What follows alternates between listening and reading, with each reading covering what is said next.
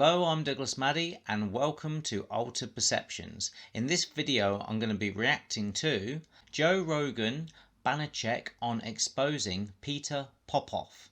Let's have a look at Popoff. Since that time, I've gone after many different things. Peter Popoff, the evangelist, said he was getting the word of God. Randy came to Houston in 1986. Is that the guy that had the earpiece in? Yeah, I found the earpiece. Oh, you found that? That was me. Yeah, oh, yeah. Interesting. You see, this is very interesting. I didn't know Banachek helped James Randi expose Peter Popoff. I knew that Peter Popoff had got exposed, but if I remember correctly, this was years ago, and since then he started again. So even though he's been exposed, it's kind of like a generational thing. Like a few years pass, people kind of forget about it, you've got a new crowd. And so I think Peter Popoff is still doing his act, his readings, whatever you want to call them, his evangelical kind of stage shows. I think he's still doing them. So even though you can expose people and people can be shown for what they are, people always can make a comeback and they have a different audience because it's another generation later. Randy. Anyway, Randy. Writing for Hustler. Yeah, writing for Hustler on Evangelist. He said, hey, do you want to come see this evangelist with me? I'm like, yeah, sure, I'll come. So went there, and there's about 10,000 people. It's downtown, big auditorium, Houston, huge auditorium, all these people sitting around. And Popoff comes out on stage. He starts saying he's getting the word of God. He's telling people their names, information about who their doctors are, what their ailments are, and he starts healing people of cancer. He starts healing people of blindness, people walking again, and it was really, really emotional. Even for me, I had tears in my eyes, but I knew it was all bullshit. But I had tears. You knew it was bullshit, and you still were crying. You get this whole fucking like when you see a little kid crying and running down the aisle, right. You want to get angry, but at the same time, it's like it's just so emotional. It's just you get caught up in this whole thing. You just do. So he asked for people to collect money. He's just asking random people to come up, grab a bucket, go collect money. I got down there. I remember it was like the 15th bucket. I got my bucket. I walk around. I get checks. I got probably about, I don't know how much, 10 grand, 20 grand. I don't know. You know what I've got. I mean, money. First of all, getting money. Then you got to, I think I'm done. He said, nope. Yeah, okay. Want you guys to go back out and collect checks. So now we're going out getting checks in the bucket. What? Then it's like go out, get sealed offerings. And people are dropping envelopes in there with like watches, rings, and stuff like that. As I come back, I hand the bucket up to Popoff and I look up and I notice that he's got a piece of plastic in his ear. I go back to Randy and I say, Randy, I said, look, either this man or God doesn't like him enough to heal him, and he's got a hearing aid, or something else is going on. I don't know what, but something else is going on, and I think that's how he's getting information. And Randy's like, no, he's using mnemonics. Mnemonics are basically memory systems, all right? I have to use a lot of mnemonics to memorize things because otherwise I have major issues. And I know a lot about mnemonics. You either memorize a lot about things about a few things, or you memorize a few things about a lot of things, but you don't memorize a lot of things about a lot of things. And he was memorizing a lot of things about a lot of things if that was the case. I said, I don't think so. So they went out to the next Popoff congregation thing, which was in San Francisco. Got a friend of ours from Alec Jason, I think his name is, who's an electronics engineer and knows everything about electronics. And he brought this little scanner and dressed up as a security guard, hanging out in the back. And he was scared to death he was going to get caught. Nobody questioned him. He's there in a security outfit. And he scans all the frequencies ahead of time, and he blocks out every one of those frequencies that are known frequencies. The moment Popoff hits the stage, a brand new frequency pops up. And turns out, I think it was 37 point. I can tell you in just a second here. It was, where was that? The frequency that he was on was, I thought it was right. 39.7 megahertz. That's what God broadcasts on. And it sounds an awful lot like Peter Popoff's wife. So what we did was we taped all this and went to the Johnny Carson show. This is how long ago that was now, on the Tonight Show with Johnny Carson. Randy takes it on the Tonight Show. And keep in mind that Popoff would tape every single one of his shows and sort of edit it real time as well. Do you put them on television? Yeah, he would put them all on television. This is how he made, tons of. I mean, they had a monthly budget. I think it was like $550,000 every single month. That's that was their working budget. That's not the money they were actually making. So God knows how much. That's how much they were spending. That's how much they were spending. Yeah. So God, what a dirty business. Yeah, I tell you, it's so dirty. It's so dirty to just lie to people like that. I would make a great evangelist if I wasn't ethical. Yeah, there are times I go, God, but I just couldn't do it. I couldn't do it. So on the Tonight Show, they play the footage that they have from his TV show. They play all that, and then they play. Oh, and this was the one time that Johnny always wanted to know everything that was going to happen. Like, he didn't want any surprises, but his staff said, "No, you want to be surprised by this. Trust us." So sure enough, they play that footage, and then they play the footage with Popoff's wife, and she's saying things like, hey, "Petey," the first thing she says, "Petey, nod your head if you can hear me, because if you don't, we're going to have trouble tonight." And he nods his head as he's talking, doing his whole evangelical thing. Then she starts saying, "Oh, there's a live one up in the back. She's got cancer in her breasts. Make her run up and down the aisle and shake those breasts." It's just all this and there's a lot of nasty stuff.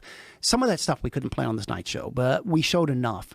And so just a disdain, a mocking of these people. Yeah, really. Yeah, she actually had breast cancer, and she's telling her. Oh yeah, these people do. Yeah, it's real ailments that all these people. Well, almost real ailments. I'll get to that in a second, because we sent some stooges in, and so.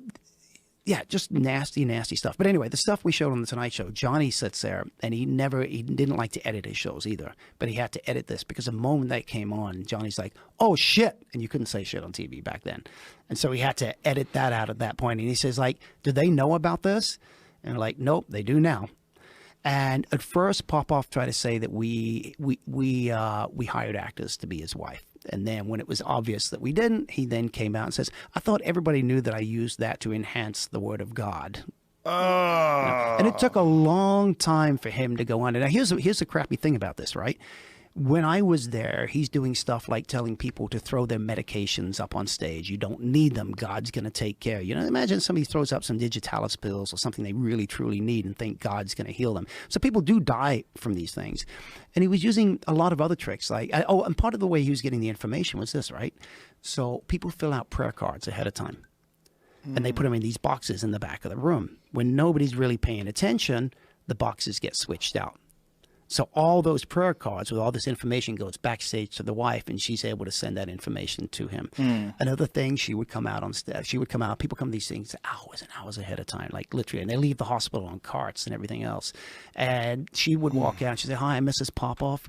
I hope my husband gets to you tonight. Where are you from? Oh, that's nice. What's wrong with you? Oh, well, I'll pray for you." And she gets all this information. Again, she'd go back. She had a big tape recorder in her purse, and she would write that information down. Another one was what I call like the Catherine Coleman trick. And Catherine Coleman was an evangelist way, way back who had all these great, great little like scam trick things. And what they do is they wait for somebody to come walking in with a cane. And they can walk, but not well, and they're using a cane. They walk up to them and say, "You know what? Wouldn't you be much more comfortable in a wheelchair? And we can put you right up front. You'll be right next to the Reverend." Who's going to say no to that? So they get pushed up in the wheelchair, and as they're pushing them along, they say, "Where are you from? Who's your doctor? What's wrong with it?" They're getting all this information. Go back out, write the information down, and give it Mrs. Popoff. So the wheelchair's sitting there. Reverend comes out at some point. He can look at that person. He says their name, and he says, "We've never talked before. We've never met before, have we?" Because they haven't. It was the usher that was pushing him down that got that info. He says, "God says you can be healed. Now, God said, I'm getting from God that you can't walk. Is that right?" And the guy's sitting there, he's thinking, this is a man of God, right? So I'm not contradicting him. And he must mean never be able to walk properly again. That's what he's saying. He's saying that my doctor says I can never walk properly again. So he doesn't contradict him. He says, "I say you can. God says you can. Stand up." The man stands up. Well, that's your first miracle, because everybody else, their perception is this guy is in that wheelchair, cannot walk. He says, "Take a few steps." Guy takes a few steps. You got that beat as well, right? So now you've got the emotion going even more, because here's a man that couldn't even walk. He stood, and now he walked. Popoff then goes and gets in the wheelchair and sits in it. He says, "Walk to the back of the wheelchair." And the guy hobbles to the back of the wheelchair. He says, "Push me." And the guy pushes him. Real miracle, right? But think about it. That wheelchair is now acting like a freaking walker. Yeah. And then the great climax to the whole piece of this trick is he takes the wheelchair, puts it back where it is, and he says to him, "Now that's your wheelchair." Meaning, Joe, like if you got up right now, walked across the room, and say, "Joe, that's your chair," you'd say yes. Well, it actually is your chair. You own it. But I mean, in normal circumstances, Right. let's say you were in my studio, you'd go yes. Doesn't mean it's your chair. It just means it's where you're sitting in that moment. Right. So the person sits down, and you've seen this whole miracle. So he's got all these tricks like that. As you'll notice with what Banachek is saying here, a lot of it is pre-show preparation, so that when you come to perform the effect, or you come to, do this unbelievable, miraculous feat, there's a lot of preparation that's gone into it. And also, there's not just one person standing on stage, there's a team of people. So you've got the wife that's helping collect the information and send it to him via the earpiece. There'll be other helpers there, like people going around that are collecting. So it's in the way that it's edited later on, it's a team effort. So when you see one guy standing on stage that can do all these miraculous things, it's actually a team of people, and there's loads of preparation that's gone up to it to set up the circumstances so that when something very simple will happen, that people are just going to be fooled and believe it. So a lot of it is what's called pre-show work. So then when you turn up, you're so far ahead that you don't even really have to do much, which is really good, because if you're going to be standing on stage and presenting for a couple of hours doing a show, you really don't want to be focused on, is this going to go right, is this going to go wrong, is it going to work or not? And you really need to be like 95% sure that everything's going to go smoothly, and that 5% where you're not too sure if somebody's going to do something out the ordinary, that you're going to be able to control it. So a lot of this is pre-show work, and when you see things like mentalism and psychics and all that kind of thing, a lot of it is just basically just dirty tricks. It's just going and finding out stuff that you wouldn't ordinarily know and then telling them about it. It's just revealing it. There's not even any real skill to it. And again, like with our channel, it's called Altered Perceptions, and this is basically what he's saying. With the guy in the wheelchair as an example, it's sort of like it's given the perception that he needs the wheelchair in order to be able to get about and function, and then when he just reveals the fact that he doesn't, because he doesn't, then it's a miracle's taken place, when it's really not a miracle, it's just a deception. And then when you alter that perception, and that it becomes apparent and clear of what's really going on. The old trick of one leg's longer than the other, and you make them both the same size. Isn't also people get caught up in the moment, and they're on television, they want it to be real, and they get I think that's in a emotionally lot. invested? That's a lot of things, but I don't think so in this case. I think this is more of a religious thing that people truly believe. And when you have, it's like when I was talking in tongues when I was young. I've got all this dopamine, I got all this adrenaline flowing through my body. You really believe? You get caught up in it. It's like when I was watching it. I'm getting caught up. I'm having all this reaction in my body, despite the fact I know it's all bullshit. I'm still having this entire reaction. It's.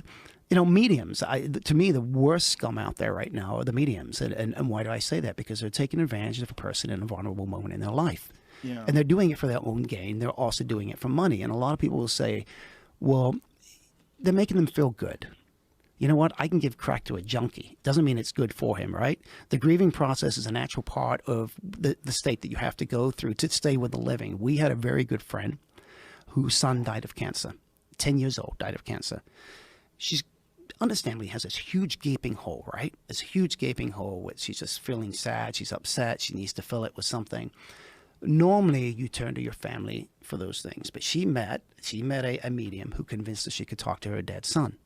So she stopped talking to her 2 living daughters. She stopped talking to her husband. She started talking to the medium and talking to her dead son. Almost ended up with a divorce. Almost lost her entire life as a result. And this happens all the time. And it is so, so sad. They're dirty people. Very dirty people. That Long Island medium, you ever watch that television show? Teresa Caputo? Yeah. Yeah, just fucking like. And the worst part is the networks that edit the stuff to make it look even better. They don't give a fuck. They're just trying to make money. They're just trying to make money. That's all. They don't care about these people. They somehow or another feel like they're not a part of the scam. I mean, they're literally committing fraud. They are. No, I agree. They're perpetrating the fraud. Yeah, so with the psychics as well, there'll be people that can claim that they can speak to the dead, and they charge people to speak to their dead relatives, which is, again, I believe is unethical, and it can really destroy people's lives.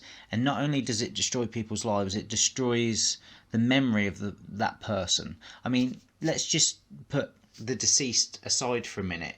If you go into a room and you have a chat with somebody, and you go into another room and say what the person said in the other room, it's never going to be what.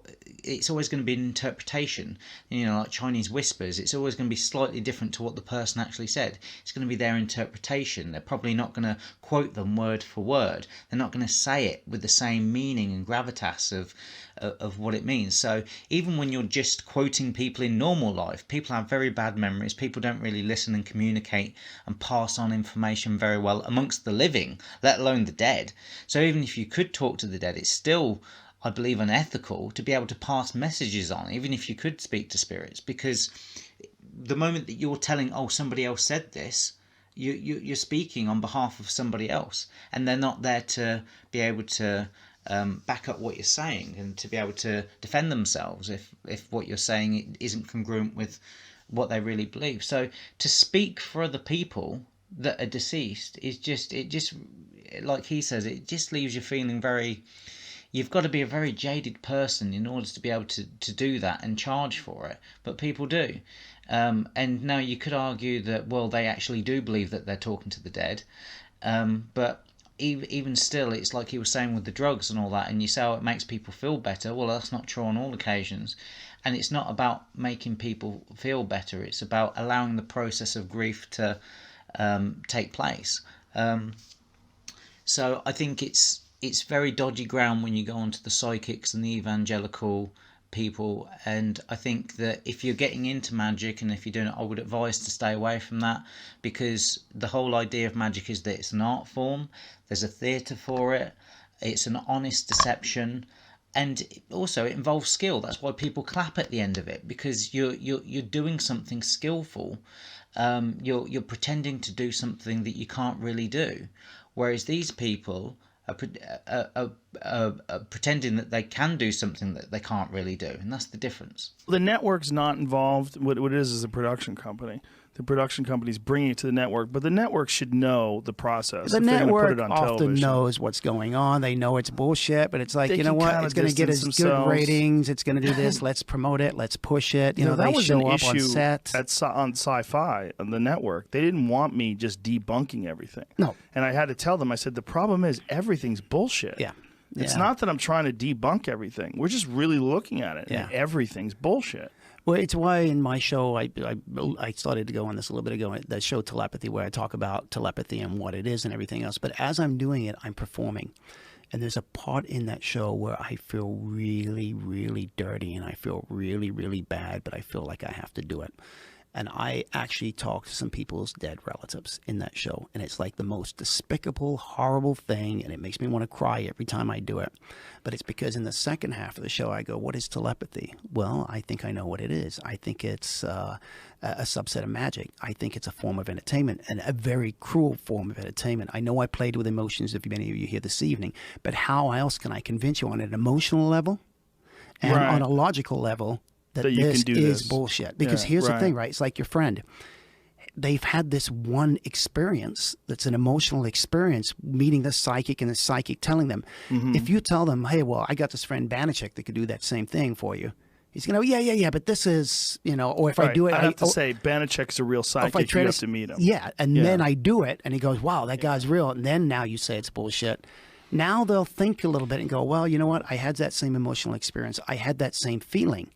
Maybe I'll look at it. My job, I feel, is never to break down a person's belief systems. You know, you can believe whatever you want. You know, that's fine, so long as you're not hurting anybody else. I'm kind of sort of okay with it.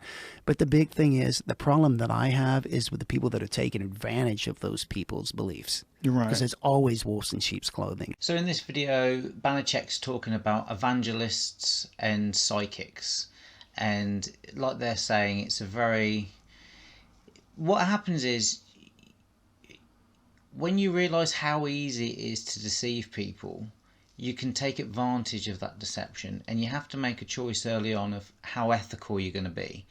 And it's best to not deceive people illegitimately, and I'm going to explain the difference, because a legitimate deception is to say, I'm a magician, this is a trick, I'm going to perform this trick and it's going to fool you, and then you do what you say that you're going to do, and that's ethical, and that's the right way of doing it, because it's an honest deception.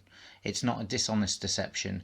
And a dishonest deception is when you're fooling somebody and you're pretending that you're not. You're pretending that what you're doing is real. That's dishonest, and it's not ethical. And there's a lot of people that use deception as a way of making money and generating a career out of doing things underhandedly and maliciously to benefit themselves. And so this comes into a very moral and ethical kind of way of like, is it okay to do magic tricks or deceive people at all? And I think that, if you're going to deceive people, the first thing you should know is that when you deceive someone, the first person that you deceive is yourself, because you have to believe that what you're doing is real in order to sell that belief to somebody else. So that, because if you don't believe in what you're doing, the other person is not going to believe in what you're doing, even if you're only pretending and you're fake pretending. It's the same with actors. If you see a film or a play or whatever it is, a TV show, whatever you're watching, the whole theatre is set up to say, I'm not this person, but I'm going to act like this person. And this is the theatre, this is the context under which this fake reality is going to occur. But what these people are doing is they're taking this fake reality and making out as if it's a real reality. And that's where it becomes a problem. So yeah, a lot of the evangelical people would have people up on stage and say, heal, heal, in the name of Jesus, heal. And it's like they're saying it's a very religious thing to do. And people are very easily swayed. But it's not just the religion. It's also, if you've ever been to somewhere like a Tony Robbins seminar or something or a rock concert or something where there's a huge mass of people gathered that are all like loyal fans or to the person that's on stage, and they're hyped up. There's a madness about crowds that kind of manifests itself, and that's where you can get into riots and all sorts of stuff. But you can also get into experiences which are very deeply emotional, because the crowd and the atmosphere of the venue or where you're at as an audience member just kind of, it comes over you like a wave because of the mass of people. So there's the religious aspect to it, where people are wanting to believe and have a cognitive bias or a cognitive distortion, and there's also the fact that just being in a crowd of people that are kind of, and the word fan is short for fanatical, people that are really into whatever's being performed and they get carried away with it. So you just have to be very careful. Again, it's about not just managing people as individual spectators or audience members, but the whole collective group of an audience, and just being aware of how the room is reacting to you, and the fact that you, when you're performing, especially on stage, that you have the attention of the room. And if they're very emotional, and you're almost like a conductor with an orchestra, the smallest, slightest thing that you do can really impact a crowd. It creates like a wave. So it's very important to always have an ethical mindset when you're performing magic and you learn to deceive people, because as you get into it, you realize that you don't have to be that good, because people want to believe in something that is a bit magical or a bit different or mysterious. You have these other shows like Ghost Hunters and all that kind of stuff, whereby people are going into houses and a door will creak and they'll make it out that there's a ghost there or something of that nature, because they're wanting to create something extraordinary out of something very ordinary. Thanks for watching. Don't forget to subscribe to our YouTube channel and you'll be notified of our latest videos.